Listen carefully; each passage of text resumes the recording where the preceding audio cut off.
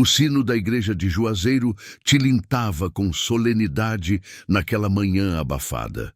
O povoado, acostumado ao silêncio quente do sertão, se aglomerava nas sombras buscando consolo na fé. Padre Cícero, já com a batina molhada de suor, subia ao altar como fazia há décadas, mas algo naquela manhã estava fora do lugar. Na primeira fila, Dona Lourdes segurava o terço com tanta força que os dedos tremiam. O jovem Severino, órfão e criado aos pés do altar, olhava para os homens estranhos que haviam chegado naquela madrugada, com roupas limpas demais, chapéus que cobriam o rosto e botas sem poeira. Padre Cícero, ao erguer o cálice, sentiu no fundo do peito uma intuição que gelou seus ossos. Ele não terminaria aquela missa. Foi então que a porta da igreja se escancarou com um estrondo. Um grito ecoou lá de fora, vindo do pequeno mercado. "É emboscada! Homem armado vindo do lado do açude!" O povo entrou em pânico. Crianças choravam, velhos se ajoelhavam no chão de barro batido. Mas Padre Cícero não se moveu. Seus olhos cansados se voltaram para o fundo da nave, onde uma figura feminina caminhava com passo firme, rifle pendurado nas costas, saia de couro tingida pela estrada e olhar de fogo. Maria Bonita, ela não veio rezar. Ela veio impedir um assassinato. Maria Bonita atravessou o batente da igreja como uma rajada de vento do sertão. Firme, decidida, sagrada e perigosa. O barulho das suas botas sobre o chão de barro seco cortava o silêncio como lâmina. Nas mãos, o rifle Winchester descansava com a naturalidade de quem já o usou mais vezes do que fez orações. O olhar, no entanto, não era de fúria. Era de julgamento.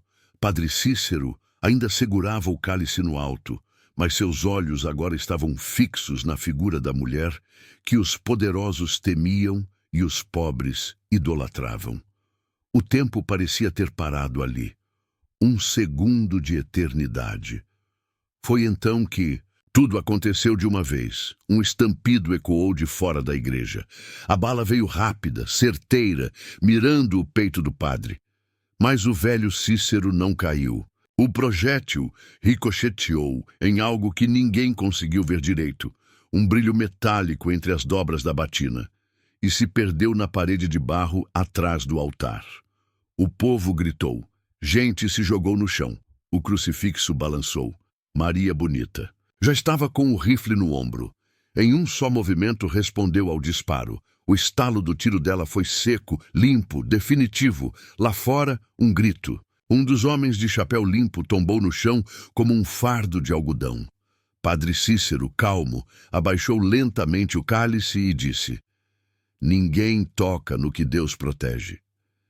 Maria se aproximou do altar, ainda com os olhos rondando cada canto. Da igreja. Tô sabendo o que estão tramando. O coronel do engenho de Pedra Branca pagou para te calar. Disseram que tu anda falando demais, que anda batendo de frente com os donos do mundo. Cícero assentiu devagar. Eles têm medo da fé, minha filha, porque a fé é a única coisa que não se compra. Um segundo tiro explodiu dessa vez mais perto. Os homens armados estavam se aproximando da porta principal, mas Maria não estava sozinha. Pela lateral da igreja surgiram 3 cangaceiros com as caras cobertas e as mãos afiadas. Um deles gritou: O sertão não vai assistir um padre morrer calado. A guerra tinha começado. Não era só pelo padre. Era por tudo que ele representava. A justiça do povo, a proteção dos esquecidos, a rebeldia dos que não baixam a cabeça. E ali, naquela manhã quente de Juazeiro, com a Bíblia sobre o altar e os rifles carregados nas mãos do povo, começou o dia em que o sertão disse basta. O tiroteio cessou tão repentinamente quanto começou. Os últimos ecos dos disparos se perderam entre os morros secos do sertão. A poeira dançava no ar como se os próprios espíritos do povo estivessem inquietos, e o cheiro de pólvora misturado com o incenso da missa ainda queimava nas narinas de todos. Padre Cícero permaneceu de pé, como uma árvore sagrada enraizada em fé. Maria Bonita olhava para ele, admirada. Não era qualquer homem que enfrentava a morte com uma Bíblia nas mãos e serenidade nos olhos. Os cangaceiros do lado de fora já haviam rendido os pistoleiros que sobreviveram. Eram 4, amarrados com cordas grossas, ajoelhados na terra, quente, ofegantes e humilhados. O povo começou a se aglomerar ao redor, em silêncio. Queriam respostas. Maria Bonita caminhou até o primeiro dos homens. Tinha o rosto jovem, olhos pequenos e expressão de quem nunca olhou Deus de frente. "Quem mandou vocês?" Ela perguntou, com voz firme. O homem cuspiu no chão e desviou os olhos. Um dos cangaceiros se adiantou, mas Maria ergueu a mão. Não precisava de brutalidade, só da verdade. Ela então se agachou, ficou frente a frente com ele e repetiu mais baixo: "Se tu morrer hoje, vai morrer em vão. Diz o nome, e pode ir com alguma paz." O rapaz tremeu, engoliu seco e sussurrou. Foi o coronel Severino Braga, do Engenho do Fogo. O murmúrio entre os presentes foi como um trovão. Todos conheciam o nome. Um dos homens mais ricos da região, dono de terras que se estendiam por 3 serras, coronel de fala mansa e coração de pedra. Era ele quem explorava lavradores, expulsava famílias, comprava políticos e, agora, mandava matar padre. Cícero se aproximou e tocou o ombro do rapaz, que ainda chorava ajoelhado. "Deus perdoa os fracos, meu filho, mas os covardes precisam pagar pela coragem que tiram dos outros." Maria Bonita olhou para o horizonte. O sol já subia forte e ela sabia. O que acontecera ali era só o começo. "Padim, se o coronel mandou matar o senhor, ele vai tentar de novo. Então que venha", respondeu Cícero com a firmeza de um sertanejo que já enterrou mais amigos do que pecados. E ela respondeu com o cabo do rifle no ombro: "Mas agora ele vai ter que passar por mim primeiro."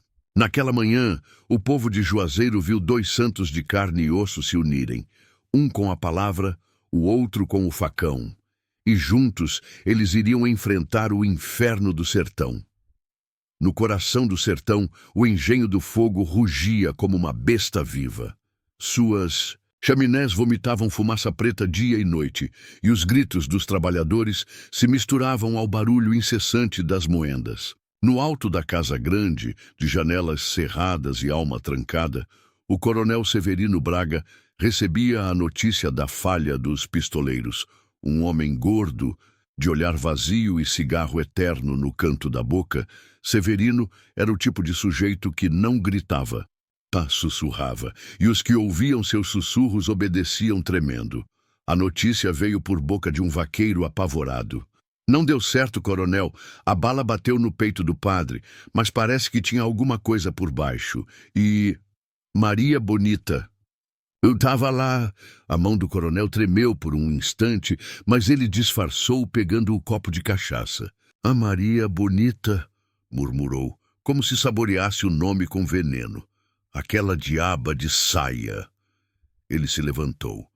Era lento, mas o peso de sua presença fazia o assoalho ranger como se o chão soubesse que pisava o dono do medo. "Mande chamar Zuca Preto e traga o jagunço mudo. Se a palavra não mata, o silêncio mata." Enquanto isso, em Juazeiro, o povo ainda estava em choque. A missa não havia terminado, mas todos sabiam que ali, naquela manhã, Deus havia celebrado outro tipo de cerimônia. Maria Bonita ajudava a organizar os cangaceiros que vigiavam as estradas, enquanto Padre Cícero tentava acalmar os ânimos da população. No fundo da igrejinha, uma moça de cabelos trançados se aproximou de Maria. "O coronel não vai deixar barato, Dona Maria. Ele é feito cobra, silencia, mas sempre morde." "Eu não estou esperando perdão dele. Estou esperando o próximo ataque", respondeu Maria, puxando o lenço vermelho do pescoço e amarrando nos cabelos. "E o padre vai fugir?" Maria Bonita riu, um riso curto, quase irônico. Fugir, o padim, ele enfrentou fome, peste, traição. Você acha que um coronel de engenho vai fazer ele correr? Na mesma hora, um grito ecoou do alto do morro. Era o vigia dos cangaceiros. Fumaça no sul, cavalo se aproximando. Em questão de minutos, Maria já estava montada e armada. Padre Cícero apareceu na porta da igreja, com a batina ainda suja de terra e o terço enrolado nos dedos. Eles vêm, minha filha, mas nós temos fé, e agora temos você. E quem tem fé e faca não se entrega. A poeira no horizonte crescia, e com ela crescia a certeza de que o sertão seria palco de algo maior que uma emboscada. Seria o campo de uma guerra santa entre o poder dos homens e o poder da justiça. A manhã mal havia clareado quando o primeiro galo cantou. No sertão era sinal de que a vida começava de novo. Mas naquela manhã em Juazeiro, o canto do galo parecia um presságio. O segundo canto veio abafado, logo após o choro de uma criança, acordada pelo medo. O terceiro veio junto com o tropel dos cavalos. Maria Bonita já estava de pé, acocorada sobre uma pedra, olhando a trilha sul por onde a poeira subia. Os cangaceiros estavam espalhados em pontos estratégicos. Padre Cícero havia pedido que evitassem sangue. Mas Maria sabia que não se enfrenta coronel com reza sozinha. Quantos são? Perguntou um cangaceiro. Pelo menos 20. Vão tentar rodear a vila. É ataque por 3 frentes, respondeu ela, observando as formações. O povo se refugiava na igreja. Homens armavam barricadas com carroças viradas, mulheres escondiam as crianças no porão da escola. E no altar, Padre Cícero rezava como se cada palavra fosse um escudo invisível. O coronel Severino mandara seus piores. Zuca Preto, pistoleiro sem alma que já matara padre no sertão de Pombal. E o Jagunço Mudo, um gigante de quase 2 metros, conhecido por arrancar línguas antes de matar. Mas nenhum nem outro esperavam encontrar Maria Bonita no comando. Ela organizou os homens, vigiou os cantos e desceu da pedra com os olhos apertados, de raiva e lembrança. Esse coronel matou o irmão da minha amiga porque ela não quis se deitar com ele. O sertão é pequeno demais para tanta covardia. O primeiro tiro veio do lado do açude. Zuca estava lá. Ele atirava sorrateiro, tentando abrir caminho pelos fundos. Mas foi recebido por um estouro que não vinha de rifle. Era da alma do povo. Os homens da vila, armados com enxadas, pedaços de pau, velhos bacamartes, reagiram como onças acuadas. No lado oposto, o Jagunço Mudo avançava com força, desmontando tudo. Maria partiu em sua direção, sozinha. Padre Cícero saiu da igreja com o rosário nas mãos, não para fugir, mas para ficar no meio da praça, para ser escudo vivo, oferenda viva, homem de fé.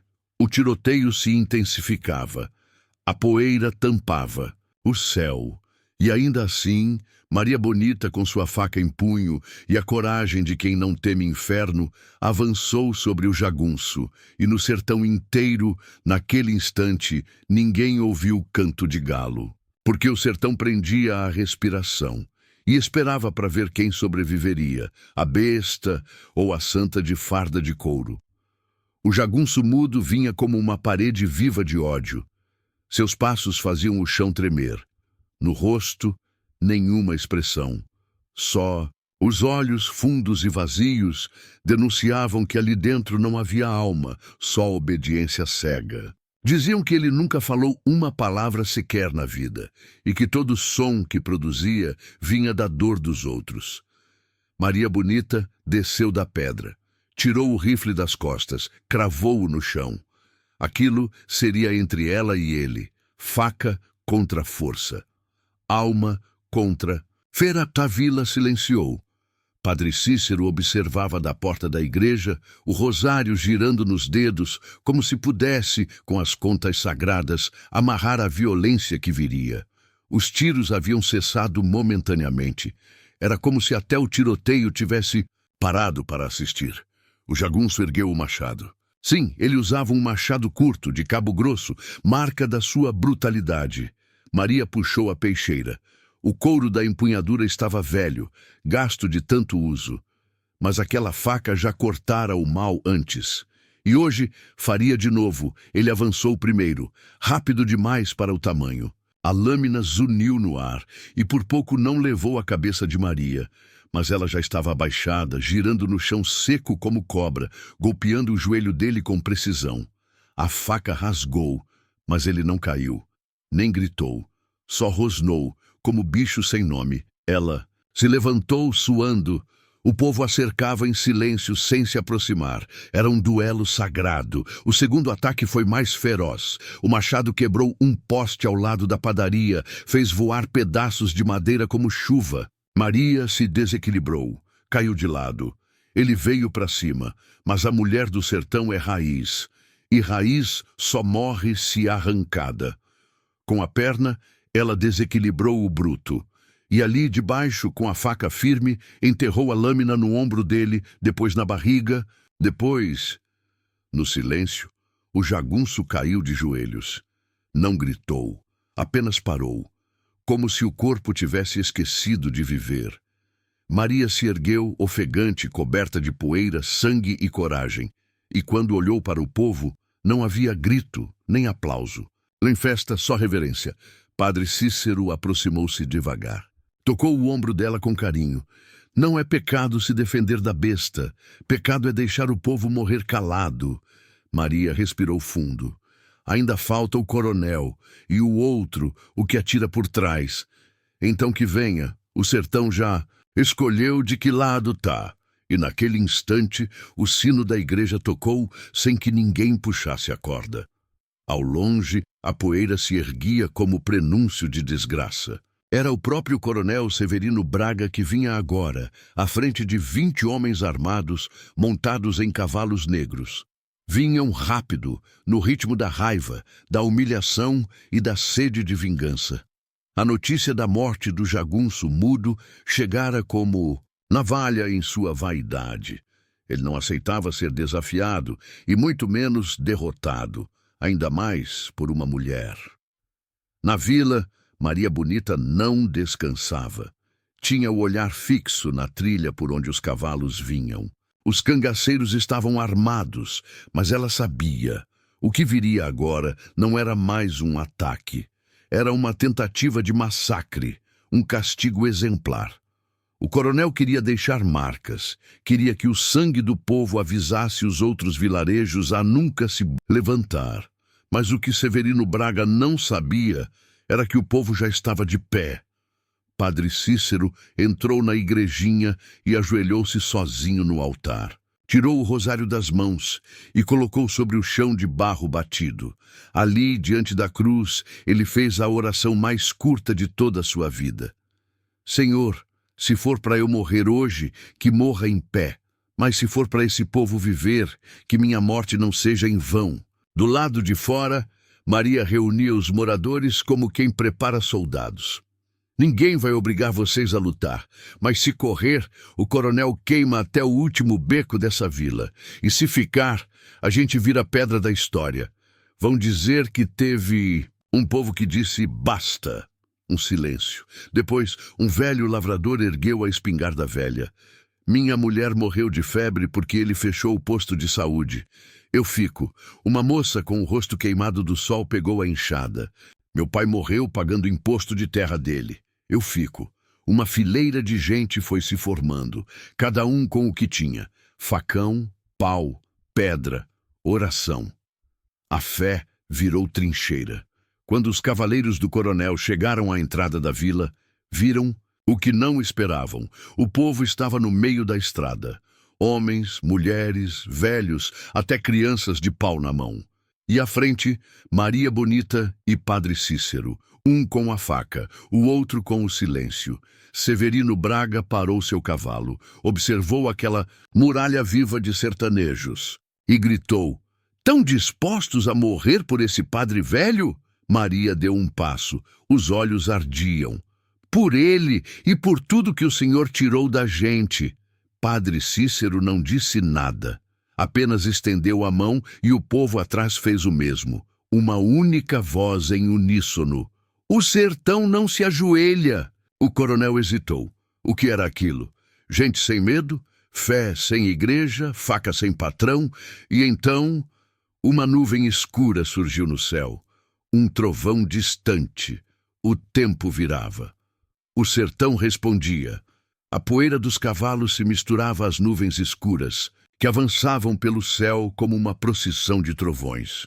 O coronel Severino Braga, sobre seu cavalo branco, observava o povo armado de coragem e memória. Sua arrogância tremia, não no corpo, mas no silêncio dos seus homens, que agora também hesitavam. Maria Bonita permanecia firme, o rifle nas costas, a faca na cintura e o olhar nos olhos do coronel. Ela não piscava. Era como se o sertão tivesse colocado sua alma inteira dentro dela. Padre Cícero, com as mãos juntas sobre o peito, olhava para o céu. Uma gota caiu, sozinha, grossa, quente. Era o sertão chorando? O coronel ergueu a mão, pronto para ordenar o ataque. Mas antes que pudesse falar, uma ventania varreu a estrada, levantando poeira, folhas, pedaços de couro e fé. Os cavalos empinaram. Um deles caiu. Os homens se assustaram. A poeira cobriu tudo. Do meio da névoa de barro veio o grito: agora! Era Maria. Os cangaceiros, antes escondidos entre as casas e cactos, surgiram dos lados como sombras armadas, mas não atiravam, cercavam, conduziam, encurralavam. O povo avançou sem violência, mas com a força de quem perdeu demais. Cada passo era a história de uma injustiça. Cada rosto trazia um nome que o coronel mandara enterrar sem vela.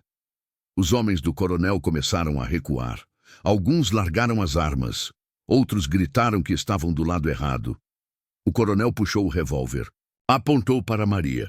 Mas antes que o tiro fosse disparado, o sino da igreja tocou de novo. Sem que ninguém estivesse na torre. Um som puro, alto, estrondoso, como se o próprio céu dissesse: basta! A mão do coronel tremeu. Maria Bonita deu 2 passos. Atira, coronel! Se o senhor acha que ainda manda aqui, atira! Ele não atirou. O revólver caiu de sua mão como um peso velho demais para ser carregado. Ele desceu do cavalo. Tentou manter a postura, mas seus olhos denunciavam.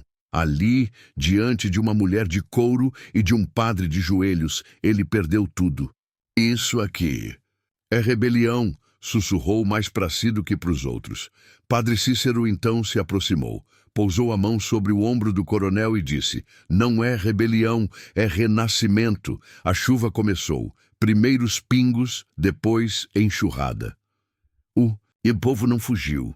Ficou ali, debaixo da água, lavando os pecados, as mortes, a fome, os séculos de medo. Maria Bonita fechou os olhos e sentiu cada gota como um batismo. Naquele dia, Juazeiro não pertenceu aos coronéis. Pertenceu ao povo. E o céu, naquele instante, também lutou. A chuva cessou tão repentinamente quanto começou.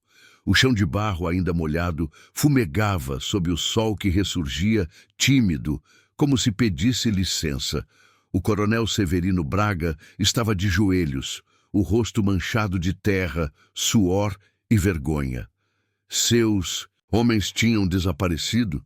Uns fugiram, outros se entregaram. Ficara só. Pela primeira vez em toda a sua vida, o povo formou um círculo em volta dele. Ninguém falava. Apenas olhavam. E havia muito o que dizer naquele olhar.